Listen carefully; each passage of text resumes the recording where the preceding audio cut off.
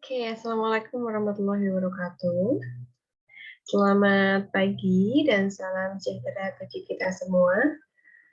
Selamat datang di mata kuliah analisis laporan keuangan ya. Jadi ini kita adalah pertemuan pertama untuk mengawali kuliah analisis laporan keuangan. Nah, di pertemuan pertama ini nanti kita akan menelaah ya secara umum kira-kira bagaimana sih analisis laporan keuangan itu? Kemudian tujuannya untuk apa? Usernya siapa? Kemudian tools-nya atau alat-alat yang bisa kita gunakan itu apa saja. Jadi teman-teman bisa mengetahui, oh kalau di analisis laporan keuangan apa sih yang akan kita pelajari dan apa yang perlu kita dalami di mata kuliah ini. Oke, sebelum kita mulai kuliah, kita berdoa terlebih dahulu ya, pada amat agama dan kepercayaan masing-masing, silakan. Selesai. Oke, saya akan memaparkan materi ini, mungkin sekitar 15 menit ya, nanti kemudian kita akan simpulkan di akhir temu ini. Baik, kira-kira bagaimana sih kita bisa mendefinisikan bahwa perusahaan itu merupakan perusahaan yang bagus? Apakah dari produknya? Ya? Oh, kita tahu Coca-Cola itu adalah produk yang dari multi company atau perusahaan multinasional gitu ya, yang di semua dunia itu ada. Ataukah dari tingginya gedung gitu ya? Kalau kita lihat Astra, wah tinggi gitu ya gedungnya tinggi. Apakah kita bisa melihat oh perusahaan A itu bagus, perusahaan itu B itu tidak sebagus A. Nah itu kira-kira apakah dari produknya saja atau dari office-nya atau dari kantornya? Oke, atau dari employees-nya. Jangan yang pakai kaos aja dari startup seperti Gojek gitu ya. Itu perusahaannya bagus atau dari statusnya. Kalau kita lihat Telkom ya adalah BUMN gitu ya atau badan usaha milik negara. Apakah perusahaan itu pasti bagus? Nah, gitu ya. Jadi ALK ini intinya adalah ingin mengetahui lebih lanjut kira-kira perusahaan A itu kita sebut good enough atau tidak. Oke, kira-kira kalau teman-teman melihat ini ya, melihat dua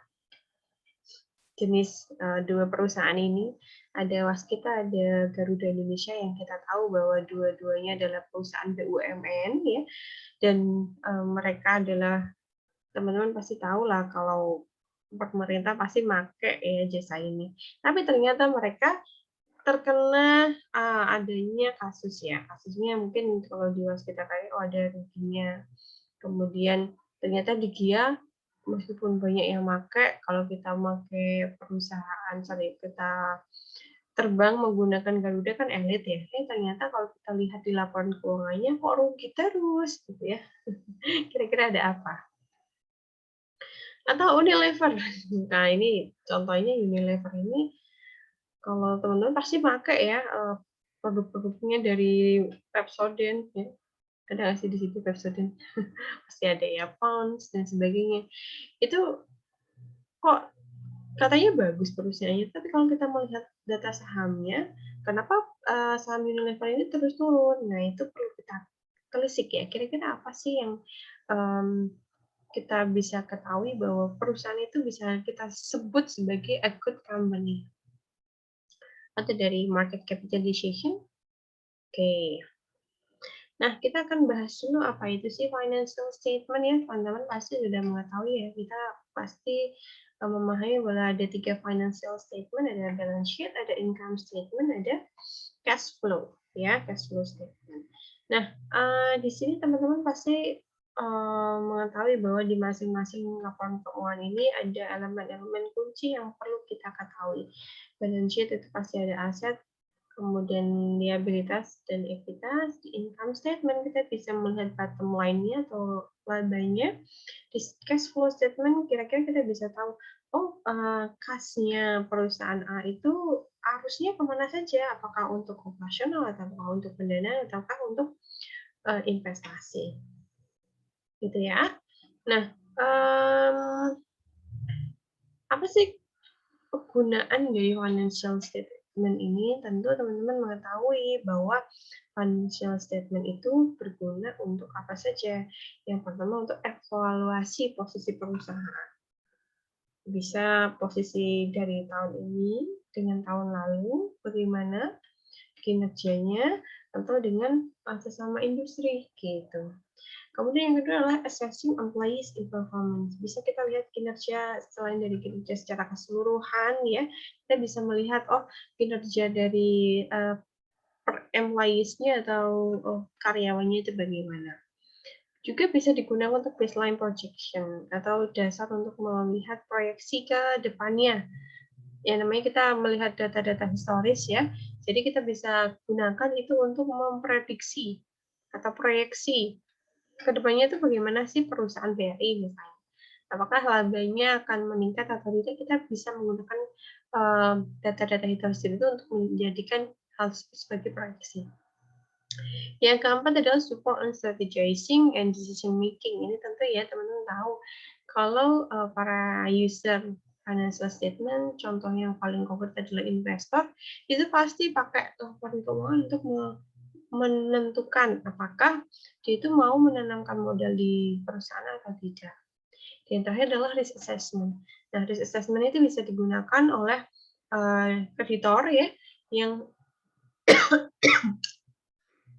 digunakan untuk menganalisis apakah perusahaan ini punya risiko ya, risiko gagal bayar atau tidak. Kalau misalnya kita mau nanam modal, apakah perusahaan ini punya risiko kerugian ya atau capital loss atau tidak gitu ya. Oke, kita next ya. Jadi user of finance statement, dari tadi kita sudah membahas penggunaan dari financial statement. Sekarang kita bahas usernya itu siapa saja sih? Usernya itu ada internal user, ada external user ya, teman-teman mengetahui. Kalau internal user kita bisa melihatnya ada board of commissaries, ada board of directors, ada partners atau mitra, ada employees. Kemudian sedangkan di external user ada kita bagi dua grup ya, ada financing group, ada public group. Ada investors, ada lenders, ada suppliers. Kemudian public groups ada government, regulators, auditors, and customers ya. Jadi kelompok umum ya. Sedangkan kalau kelompok financing ini khusus ke apakah ada potensi bahwa kelompok ini akan memberikan suntikan modal ya berupa utang ataupun tambahan modal berupa ekuitas.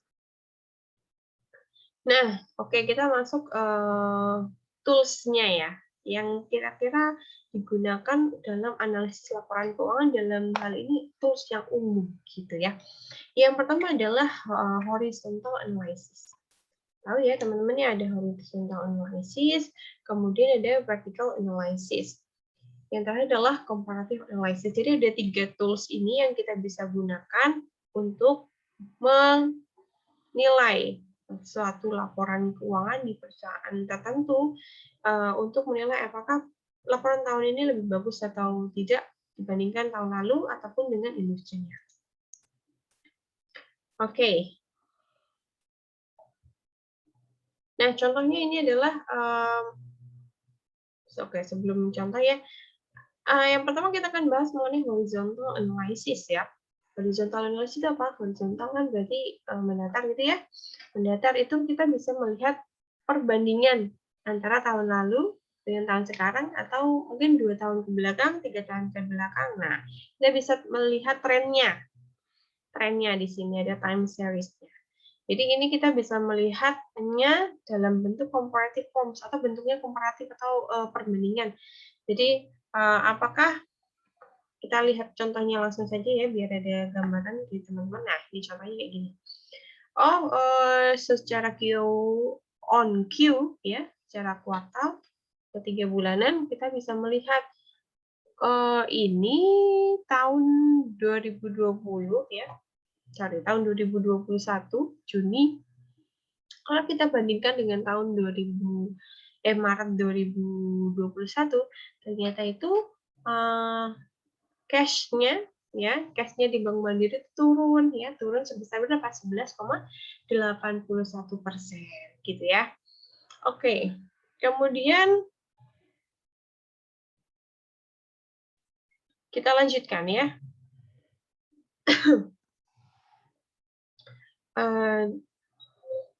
Mengenai vertical analysis ya. Bagaimana vertical analysis digunakan dalam penyusunan laporan keuangan atau penganalisian laporan keuangan ya. Jadi kita bisa melihat business composition, ada uses of financial ratios di situ. Kemudian kita bisa juga identify spots that need attention. Kita bisa lihat mana sih yang kira-kira butuh atensi lebih gitu ya, atensi lebih dibandingkan hal yang lain. Nah, ini contohnya ya, kalau kita melihat, pengen tahu placement of placement composition atau komposisi dari apa namanya placement on equity atau persebaran dari ekuitas BRI di perusahaan anaknya. Oh, ternyata kalau BRI itu punya BRI Agro itu 87,1% gitu ya. Kita bisa lihat menggunakan vertical analysis dan yang lainnya. Sedangkan kalau vertical analysis yang kita bisa lihat langsung ke laporan keuangannya, kita bisa menggunakan financial ratio.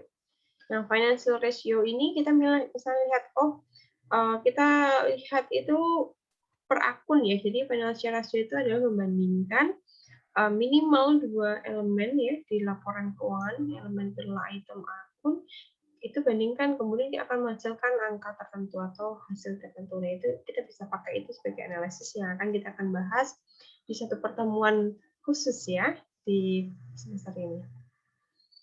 Kemudian mengenai vertical analysis yang ketiga adalah kita bisa melihat mana sih spot atau titik-titik yang butuh atensi lebih atau perhatian lebih. Nah, contohnya di sini kita bisa lihat ya, ternyata kalau kita lihat dari